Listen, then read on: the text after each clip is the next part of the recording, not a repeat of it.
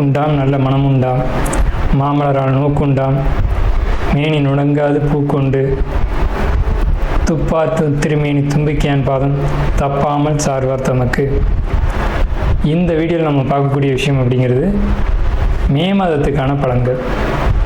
இந்த மே மாதம் அப்படிங்கிறது ஆங்கில மாதம். மே மாதம் அப்படிங்கிறது சித்திரையினுடைய 18ஆம் தேதியிலிருந்து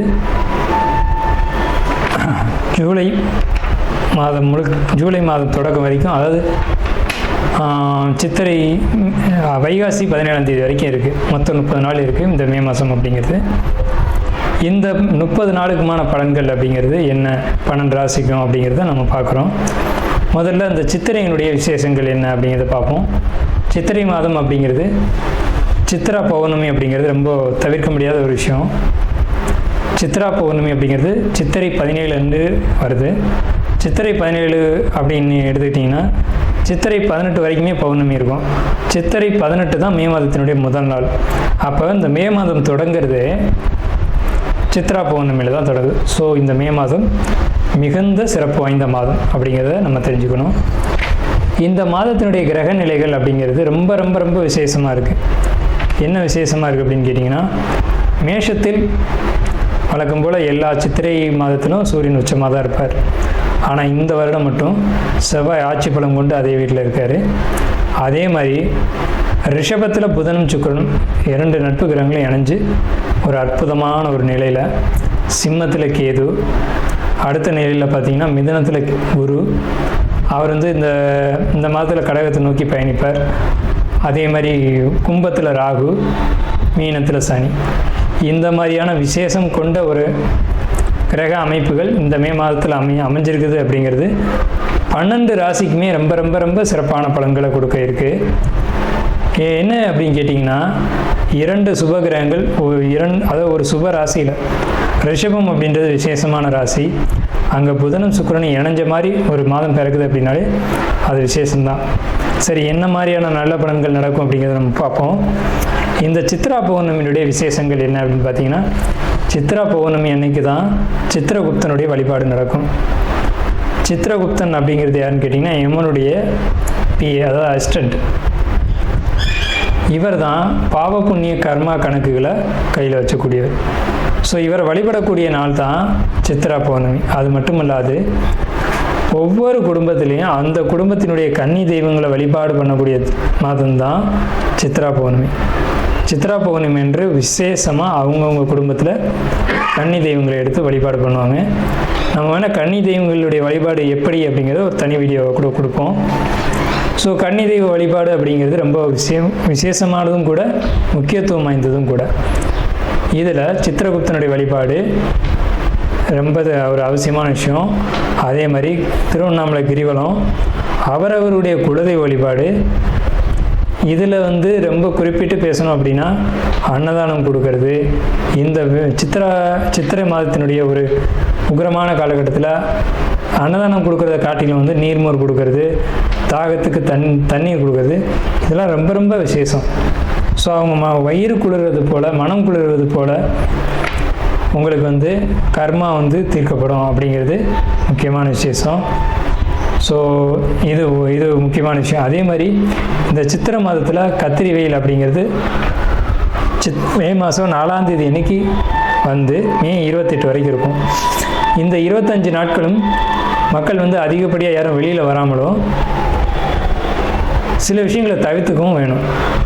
மாண்புமிகு மகர ராசி அன்பர்களே, உங்களுக்கு இந்த மே மாதம் அற்புதமான ஒரு மாதம்னு சொல்லணும். என்னன்னு கேட்டிங்க அப்படின்னா, பொருளாதார வளர்ச்சி, தொழில் வளர்ச்சி, தொழில் முன்னேற்றம், புதிய தொழிலில் ஈடுபடக்கூடிய ஒரு வாய்ப்புகள், இதெல்லாம் வந்து உங்களுக்கு இந்த மாதத்தில் ஏற்பட இருக்குது. அயன சயன போகங்கள் உங்களுக்கு இந்த மாதத்தில் சிறப்பாக இருக்கும். ஆலய பயணங்கள் அதிகமாக போயிட்டு வருவீங்க. நீண்ட தூரம் தேடி தேடி பழமையான ஆலயங்களை போய் தரிசித்துட்டு வரணும் அப்படிங்கிறதுல ஒரு எண்ணம் உங்களுக்கு உருவாகும்.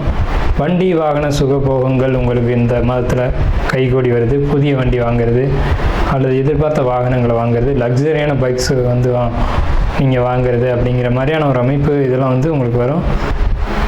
உங்களுக்கு வந்து லாபம் பெரிய அளவில் இல்லை அப்படின்னு சொன்னால் கூட போதுமான அளவுக்கு இருக்கும். பயணங்கள் இருந்துக்கிட்டே இருக்கும். பயணத்தின் மூலமாக லாபங்கள் இருந்துக்கிட்டே இருக்கும். வெற்றி அப்படிங்கிற ஒரு விஷயத்தை நீங்கள் அனுபவிப்பீங்க. எதையுமே வந்து வெற்றி கிடைக்காட்டி கூட கூர்மையான உங்களுடைய புத்திசாலித்தனம் இருக்குது பார்த்தீங்களா, அதை பயன்படுத்தி வெற்றி அடையலாம். கடன் சம்மந்தப்பட்ட விஷயங்கள் இருந்தாலும் கூட உங்களுக்கு பெருசாக அது பாதிப்புகளை தராது. வாகனங்களில் போகும்போது கண்டிப்பாக தலைக்கவசத்தோடு போகணும். இதில் சில ரகசியமான விஷயங்கள் இருக்குது. இதில் வந்துட்டு சட்ட ரீதியான ஆலோசனை இல்லை. இது வந்து உங்கள் ராசி ரீதியான ஒரு அமைப்பில் பார்க்கும்போது நீங்கள் தலைக்கவசத்தோடு போகிறீங்க அப்படின்னா அது ஒரு மிகப்பெரிய ஒரு யோகத்தை கொடுக்கும். இந்த ராசிக்காரங்களுக்கு ஒரு நல்ல பலன்களை மிகப்படுத்தி சொல்கிறதுக்கு இல்லை, ஆனால் நல்ல பலன்கள் தான் அதிகமாக இருக்குது. என்னென்னு கேட்டிங்கன்னா, உங்களுக்கு உங்கள் ராசிக்கு பொருளாதார வரவு அப்படிங்கிறது மிகுதியாக இருக்குது. அது பயணங்கள் மூலமாக கிடைக்கணும் அப்படின்ற ஒரு அமைப்பு இருக்குது. எடுத்த முயற்சிகளெல்லாம் வெற்றி அடையணும் அப்படிங்கிற அமைப்பு இருக்குது. வண்டி, வாகனம், வீடு, சுகம், சொத்து, பாரம்பரியமான விஷயங்கள் உங்களை தேடி கிடைக்கிறது.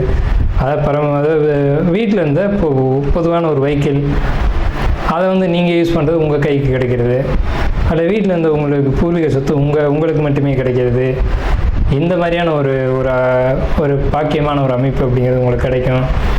அதே மாதிரி பார்த்துக்கிட்டிங்க அப்படின்னா, வியாபாரம், தொழில், இதை நீங்கள் ரெகுலராக செஞ்சுட்டு வரீங்க, அல்லது பூர்வீக தொழில் பரம்பரையாகவே வியாபாரம் தான் பண்ணுறீங்க அப்படின்ற பட்சத்தில் நீங்கள் அதை கையில் எடுத்து லாபங்களை பார்க்கக்கூடிய யோகம். அதே மாதிரி கலைகளில் ஈடுபாடு, கலை சார்ந்த விஷயங்கள், கணிதம், எழுத்து, டாக்குமெண்ட், பத்திரம், இது சம்மந்தப்பட்ட துறைகளில் ஈடுபாடு, அதன் மூலம் ஒரு வெற்றி அப்படிங்கிற ஒரு விஷயம்லாம் உங்களுக்கு கண்டிப்பாக கிடைக்கும். உங்கள் ராசிக்கு இந்த மே மாதம் மட்டும் ரொம்ப ரொம்ப ரொம்ப சிறப்பாக இருக்கும். அயன சயன சுகபோகங்கள் கிடைக்கும். நம்ம முன்னாடியே சொன்னோம். அது என்ன அயன சயன சுகபோகங்கள் அப்படின்னு பார்க்கும்போது, நல்ல நிம்மதியான உறக்கம், நேரத்துக்கான உறக்கம், சரியான உறக்கம் மனிதனுக்கு தேவையே அதுதான். அந்த நேரத்துக்கு கரெக்டாக உறங்கி எழுந்தா அப்படின்னு சொன்னாலே ஒரு ஃப்ரெஷ்னஸ் கிடைக்கும். ஸோ அந்த மாதிரியான ஒரு சூழ்நிலைகள், சிந்தனையில் ஒரு தெளிவு, ஒரு புத்திசாலித்தனம், இது எல்லாமே உங்களுக்கு இந்த மே மாதத்தில் மகர ராசிக்கு கண்டிப்பாக கிடைக்க இருக்குது. நாம் இதுவரைக்கும் பார்த்த ராசி பலன்கள் எல்லாமே பொதுவான ராசி பலன்கள் தான், 12 ராசிக்குமே. அப்போது உங்களுடைய தனிப்பட்ட பிறப்பு ஜாதகம் அப்படிங்கிறது உங்கள் ஜாதகத்தில் தனிப்பட்ட பலன்களை கையில் வச்சுருக்கோம். உங்களுக்கு ஜோதிடம் சம்பந்தமான சந்தேகங்கள் இருந்தாலும் சரி, அல்லது ஜோதிடம் பார்க்கணும் அப்படின்ற எண்ணங்கள் இருந்தாலும் சரி, இல்லை ஜோதிடத்தில் சந்தேகம் இருக்குன்னு நீங்கள் நினச்சாலும் சரி, நம்ம நம்பர் வந்து கீழே ஸ்க்ரீனில் தெரியுது. அந்த நம்பருக்கு காண்டாக்ட் பண்ணி நீங்கள் எந்த நேரத்தில் வேணாலும் நம்மக்கிட்ட பேசலாம்.